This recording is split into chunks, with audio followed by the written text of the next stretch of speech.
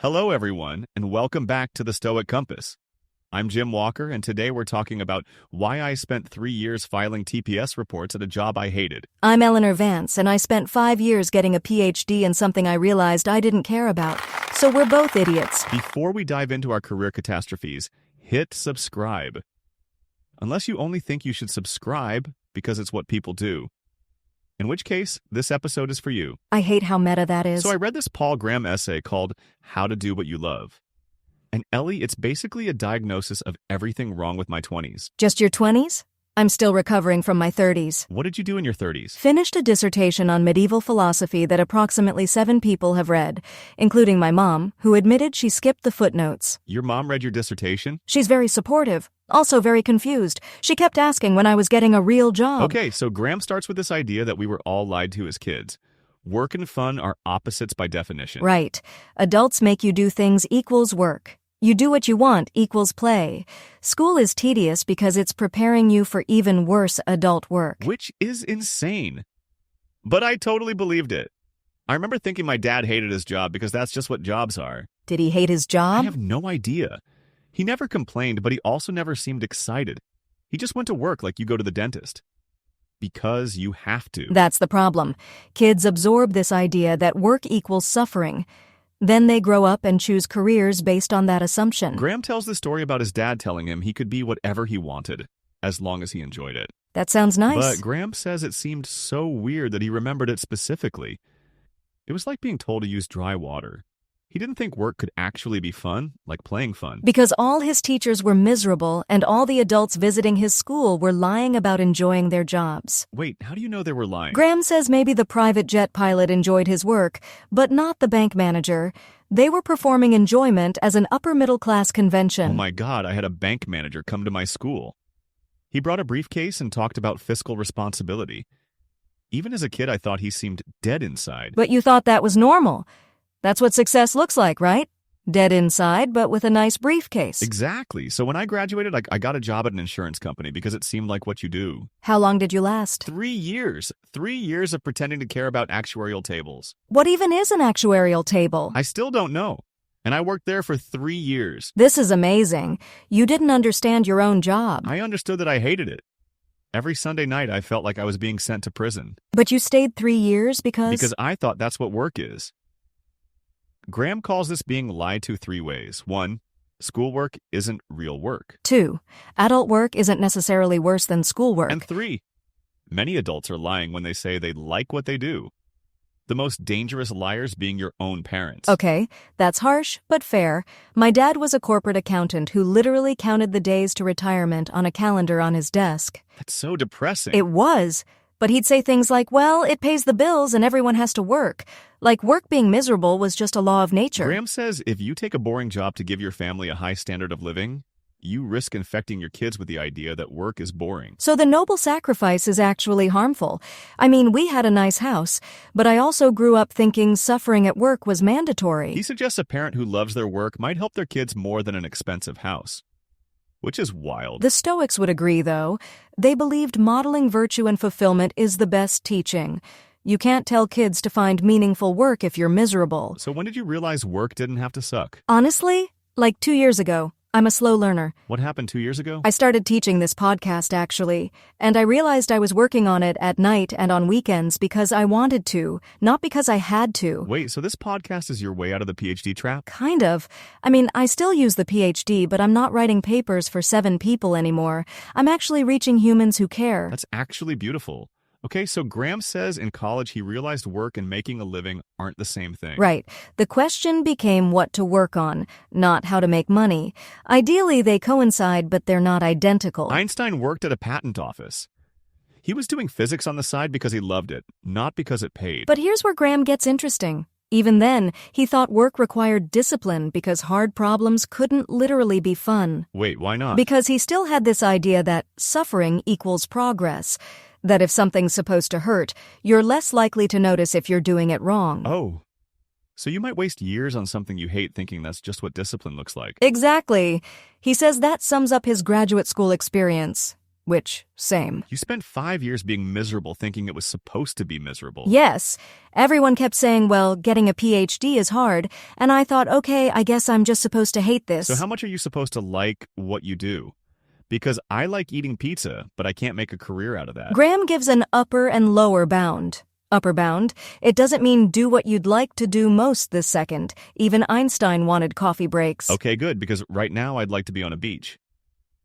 But long-term, that would get boring. Exactly. After a week of lying on the beach, you'd go insane. Unproductive pleasures pall eventually. You need to do something. The Stoics said that, right? Seneca wrote about how leisure without purpose breeds restlessness. Look at you remembering Seneca. Yes. And the lower bound is you have to like your work more than any unproductive pleasure. So the concept of spare time should seem wrong? Not that you work all the time, but that you don't see work as pain you endure to earn leisure. Otherwise, you have terrible procrastination problems. I am feeling very called out right now. I procrastinate on literally everything. Because you're probably not doing what you actually like. You're doing what you think you should be doing. Okay, so Graham also says you have to admire your work. Like, be able to say, wow, that's pretty cool. Right. That's why reading books doesn't quite feel like work. There's no test of how well you've read them. Unless you do something with what you've read. Like, teach it on a podcast. Exactly. Graham's test is try to do things that would make your friends say, wow, though that only works after about 22 when you've picked good friends. My friends at 22 were idiots.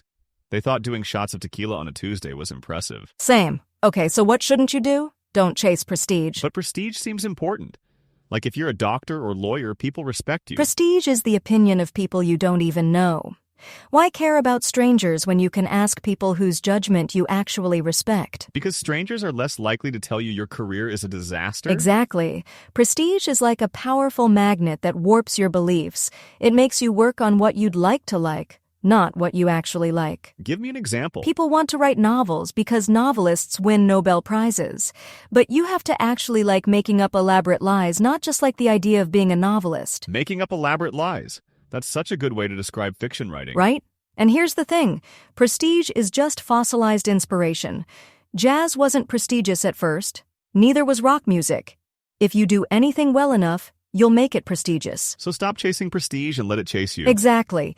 But prestige is especially dangerous to ambitious people. And here's Graham's brilliant line. If you want to waste ambitious people's time, bait the hook with prestige. How so? That's how you get them to give talks, write forewords, serve on committees, be department heads.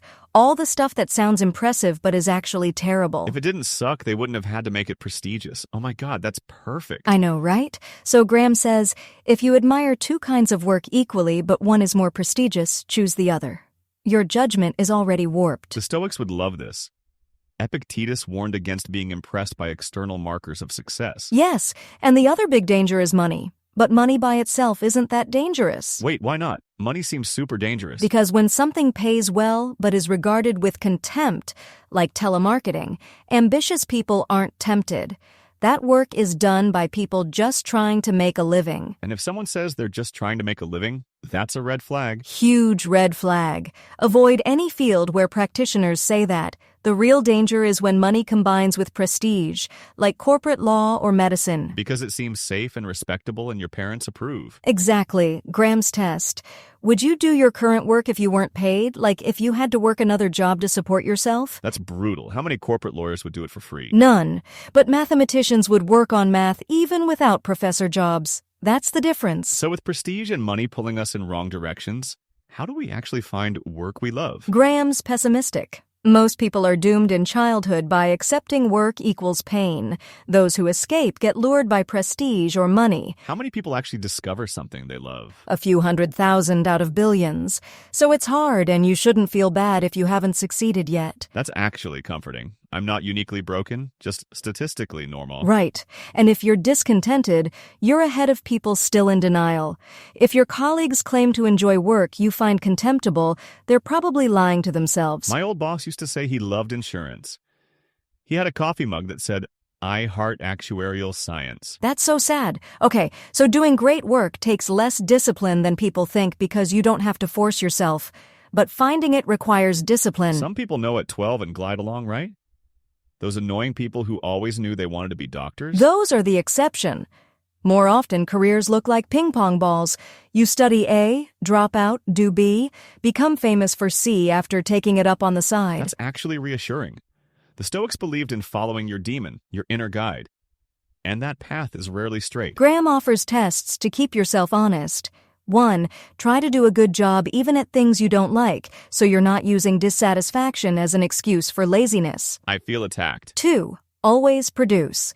If you want to be a novelist but have a day job, are you writing pages of fiction? Or are you just using the hazy vision of a grand novel as an opiate? Exactly. Always produce automatically pushes you toward things you actually like. It's like water finding the hole in your roof. Okay, but here's what scares me. Even if I figure out what I love, how do I get paid for it? Graham describes 2 routes. The organic route. Gradually increase the parts of your job you like as you become more eminent. And the 2-job route? Work at things you don't like to get money for things you do.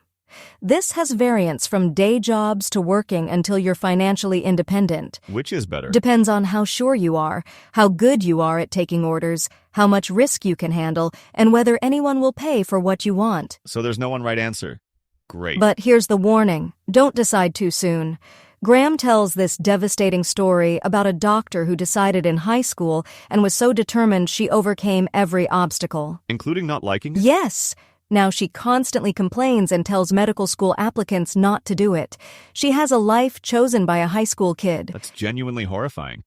Imagine being trapped in a decision your teenage self made. The Stoics believed in living according to reason, but also in adapting as you learn. Stubbornness isn't virtue. So what's the takeaway here? Besides that, we're all probably doing it wrong? Graham says expect a struggle. Finding work you love is very difficult. Most people fail. Even if you succeed, you're rarely free to work on what you want until your 30s or 40s. That's depressing, but also kind of hopeful. Because if you have the destination in sight, you're more likely to arrive. And if you know you can love work, you're in the home stretch. The Stoics called that telos. Having a purpose guides your path even when the path is unclear. Exactly. So what are you going to do differently now? Honestly, I'm going to stop pretending I want to go back to insurance. I hated it. It made me miserable, and I'm done lying about it. That's huge. And I'm going to stop feeling guilty about abandoning traditional academia. My dissertation helped 7 people. This podcast helps thousands. Look at us, having breakthroughs on air. It's almost like talking about this stuff helps. Thanks for joining us on this exploration of work, lies we were told, and figuring out what we actually want everyone. Until next time, remember, if your field's practitioners say they're just trying to make a living, run and always produce. And question whether you're working on what you'd like to like or what you actually like. Big difference. Also, don't let your high school self make your career decisions. Excellent advice. This podcast is powered by VoxCrea.ai, where ideas find their voice.